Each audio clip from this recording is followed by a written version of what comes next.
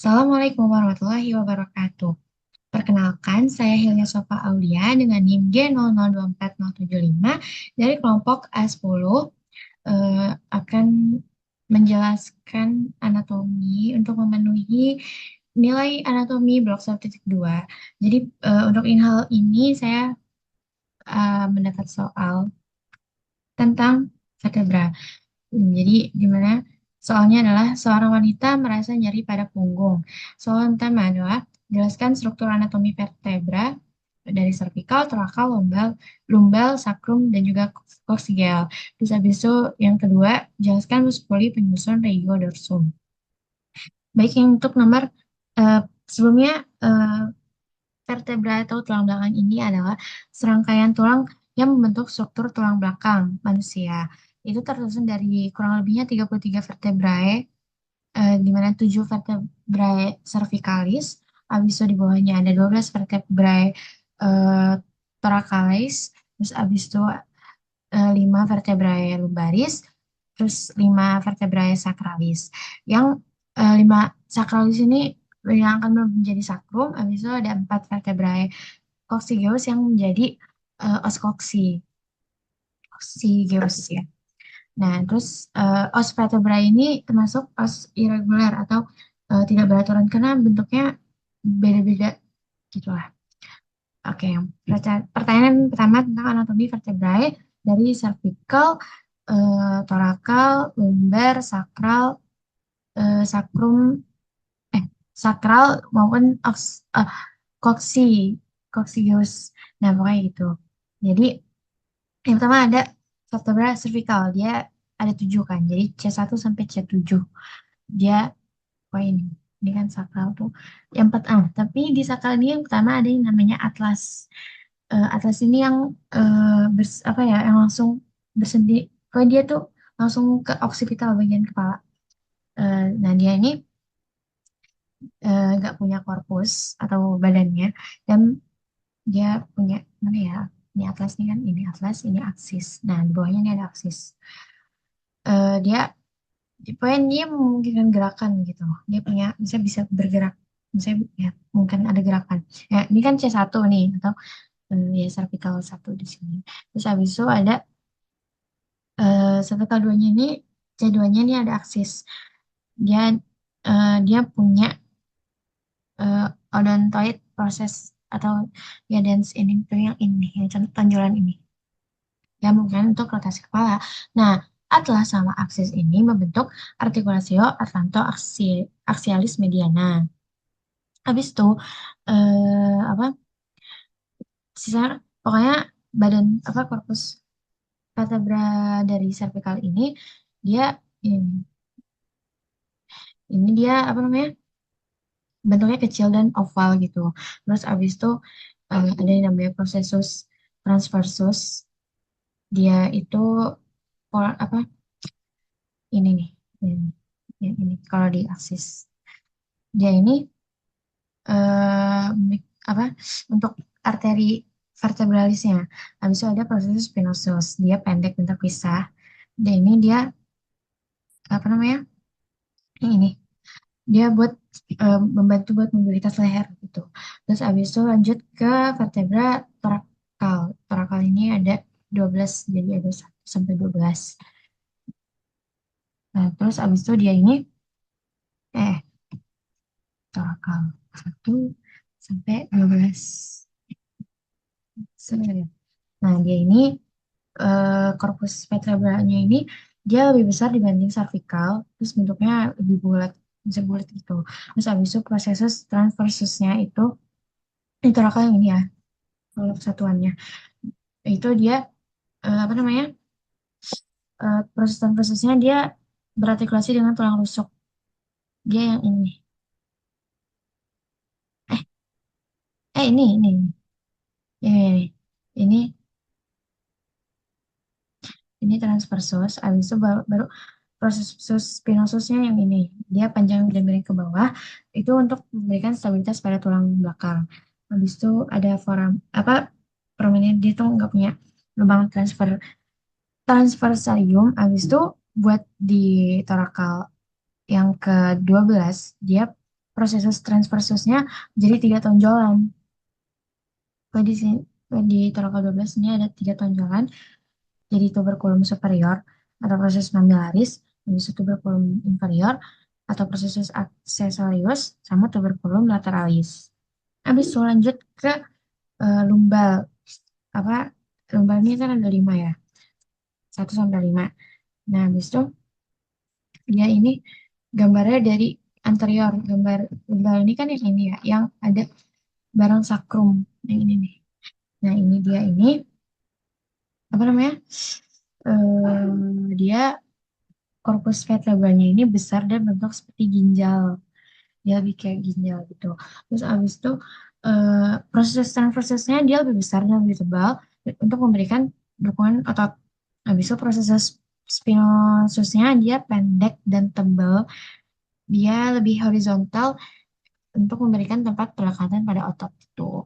Nah, terus abis itu foramennya lebih besar dibanding vertebra torakal dan cervical. Terus abis itu, tapi di yang kelimanya atau yang terakhirnya itu, ini kan lumbar ya. Sampai sini dia. Dan di yang kelimanya ini dia punya proses spinosus kecil. Bagian ventral corpusnya lebih rendah daripada bagian dorsalnya dan kadang melekat pada sakrum. Nah, ini juga di lumbar apa vertebra lumbar yang 5 ini dia jadi tempat pelekatan ligamentum iliolumbalis. Ilio kan dari iliacus ya, musculus iliacus. Nah, ligamennya. Nah, terus abis itu lanjut ke sakrum. Itu kan dari 5 vertebra yang menyatu, jadi S1 sampai S5. Ya, ini kan sakrum ini nih, ini kan dari lateral. Ini sakrum nih, ini ke bawah. Terus 5. Nah, ini dia bentuknya segitiga, terus terletak di dasar tulang belakang, di kepala bawahnya. Terus artikulasinya dengan ilium dari tulang panggul di bagian lateral. Terus habis itu eh, fosanya ini dia memiliki fosa sakralis dan foramen sakralis untuk di apa melewati saraf.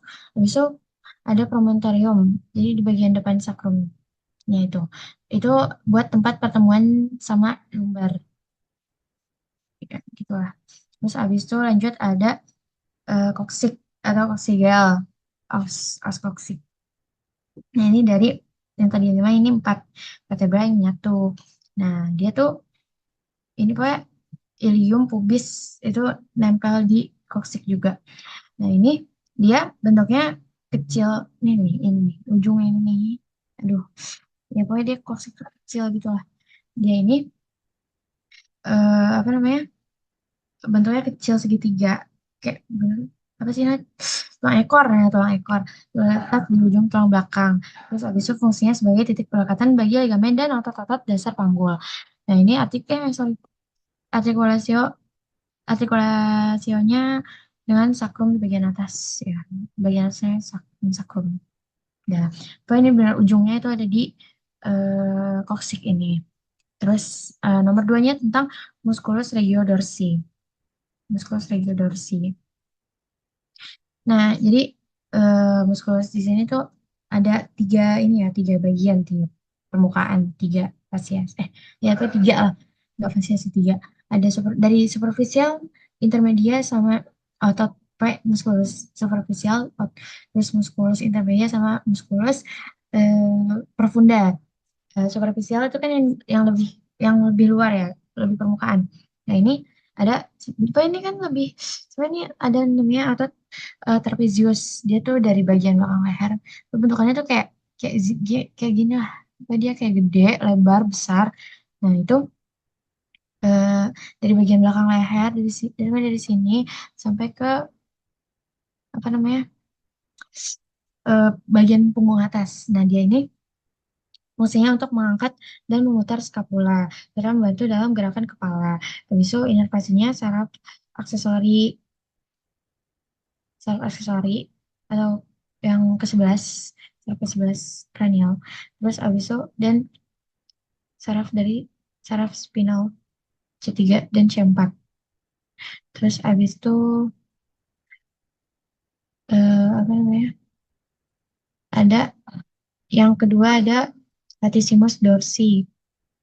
Dia di ini, di sini. Ini, yang ini. Nah, dia ini fungsinya buat ekstensi, abduksi, dan rotasi medial lengan. Terus inervasinya oleh saraf thoracodorsal C6 sampai C8. Terus habis itu ada otot rhomboideus mayor dan minor. Nah, ini yang mayor, mayornya ini. Entah. Dia tuh kayak mana ya? Ini,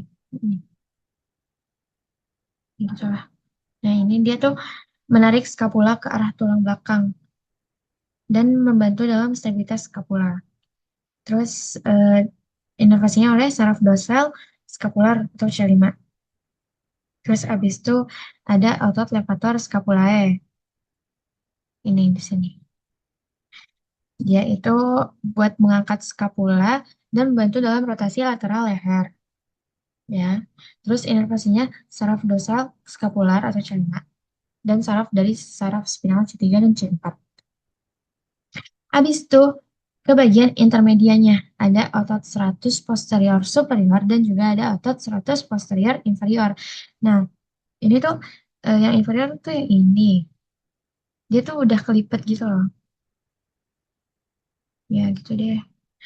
Nah, ini kan paling bawah berarti paling yang atasnya.